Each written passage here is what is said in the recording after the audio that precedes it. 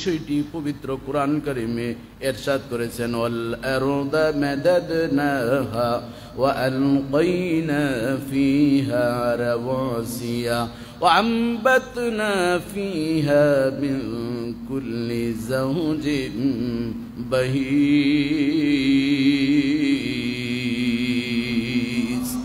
আল্লাহ তাআলা বলেন, ও দুনিয়ার মানুষ, ওয়াল আরদা মাদাদনাহা, এই পৃথিবীর জমিনকে আমি সম্প্রসারিত করেছি এবং এই পৃথিবীর জমিনটাকে সমতল করে দিয়েছি যাতে করে তোমরা বসবাস করতে পারো, সুন্দরভাবে তোমরা হাঁটাচলা করতে পারো। আলকাইনা ফিহা রাওয়াসিয়া, এবং এই জমিনটা যাতে কম্পন না হয়, এই জমিনটা যাতে হেলে দুলে না পড়ে, এই জন্য বিশাল বিশাল পর্বতমালা আমি পেপার ওয়েট যেমনিভাবে বাতাসে কাগজ না উড়ে তেমনিভাবে জমিনের ভিতরে আমি পাহাড়গুলোকে এরকমভাবে ফেরাক মেরে দিয়েছি।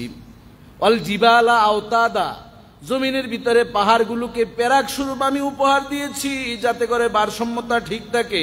ও আমবাতনা ফিহা মিন কুল্লি যাওজিন বাহিজ, এবং আমি আল্লাহ এই জমিনের পরিবেশ সুন্দর থাকার জন্য, পরিবেশকে নয়নবিরাম করার জন্য থরে থরে আমি আল্লাহ উদ্ভিদ দিয়ে সাজিয়েছি। জোরে জোরে বলেন সুবহানাল্লাহ। ও আমবাতনা ফিহা, ওই জমিনের ভিতরে আমি গাছ গাছালি দিয়েছি, পরিবেশ যাতে ভারসাম্য থাকে, সুন্দর অক্সিজেন তোমরা গ্রহণ করতে পারো, ফুলের ঘ্রাণ তোমরা নিতে পারো। রিজিক হিসেবে আমি তোমাদেরকে ওই গাছ থেকে ফল ফলা দিয়ে দিয়েছি এবং এত সুন্দর গাছ আমি তোমাদেরকে দিয়েছি। যাওজিম বাহিজ, দেখলি মায়া লাগে, দেখলি আকর্ষণ সৃষ্টি হয়।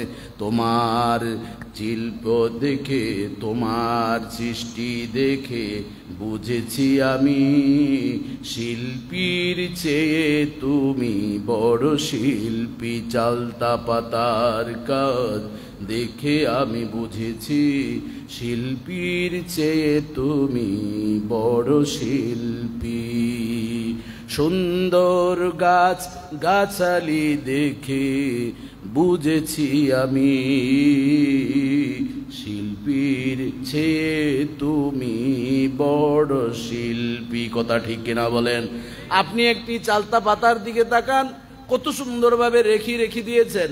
হাতের ভিতরে এই যে রেখা আছে, আমি আপনি সলিমউদ্দিন কলিমউদ্দিন বুঝি না, যারা হস্তরেখা হস্তশিল্পী এবং যারা ফিঙ্গার নিয়ে স্পেশালিস্ট রয়েছেন, যারা জাল করেন, এভাবে পৃথিবীর জমিনে দেখা গিয়েছে কানাডার 59 জন বড় বড় ফিঙ্গার স্পেশালিস্ট গবেষণা করে দেখেছেন। একজন নয়, দুইজন নয়, 6000 ব্যক্তির আঙ্গুলের চাপ তারা গবেষণা করে দেখেছেন। আল্লাহ তাআলা 10% মিল একজনের সাথে আরেকজনের রাখেন না। তিনি কে? কিভাবে এই রেখার ভিতরে কি মিরাক্কেলি জাদু রয়েছে, 10% তারা খুঁজে পায় না। আপনি দেখছেন, আপনি যদি চাপ দেন, আমি আর আপনি দেখলে ভাববেন সবই একরকম, কিন্তু তারা দেখছেন 10% মিল নাই। একটা আঁকা বাঁকা এর ভিতরে হাজার হাজার মাইক্রোস্কোপ দিয়ে আপনি যদি গবেষণা করে দেখেন, যিনি একটা এই ফিঙ্গারের টিপের সাথে চাপের সাথে আরেকজনের যেই মিল নাই, মিলের পার্থক্য রেখেছেন, বেমিল করে রেখেছেন, তিনি কে? এই জন্য বাবাজি বন্ধুরা আমার, একটা কাঁঠালের দিকে আপনি তাকান, কাঁঠালটাকে আল্লাহ তাআলা কত সুন্দর সাজিয়েছেন, এটার উপরে কত সুন্দর করে এরকম ভাবে একটা কাটার মতন এভাবে দিয়ে সাজিয়েছেন। এটা যদি আপনি খান বডি করে, তাহলে এটা খাওয়ার একটা ব্যবস্থা আছে। আবার যদি পাকানোর পরে আপনি খান, উপরের অংশটা খেলেন, আবার বিচির ভিতরে আরেকটা স্বাদ আছে। কথা ঠিক কিনা বলেন? একটা নারিকেল নিয়ে গবেষণা যদি আপনি করেন, ঈমান আনার জন্য একটা নারিকেলই যথেষ্ট। কথা ঠিক কিনা বলেন? একটা প্রজাপতি আপনি ধরে দেখবেন, একটা প্রজাপতির ভিতরে নানান ধরনের ডিজাইন যিনি করেছেন, কেউ দেখলে মনে করবে যে এটা চারুকলা ইনস্টিটিউট থেকে কেউ রং করেছে। আমি যেমন সপ্তম অষ্টম পর্যন্ত বুঝতাম, কেউ মনে হয় এটা নানান রং দিয়ে বাগানে ছেড়ে দিয়েছে, ফুল গাছে ছেড়ে দিয়েছে।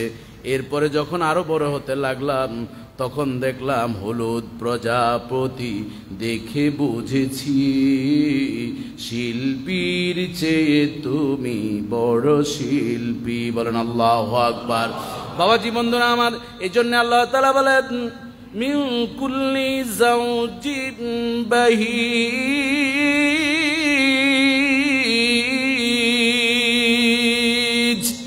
আমি আল্লাহ সুবহানাহু ওয়া তাআলা মানুষের মনোরঞ্জন করার জন্য, চোখের খোরাক দেওয়ার জন্য উদ্ভিদগুলোকে একটার থেকে আরেকটার সৌন্দর্যতা দিয়ে মানুষকে আকর্ষণ করেছি আমার সৃষ্টির প্রতি। জোরে জোরে বলেন সুবহানাল্লাহ।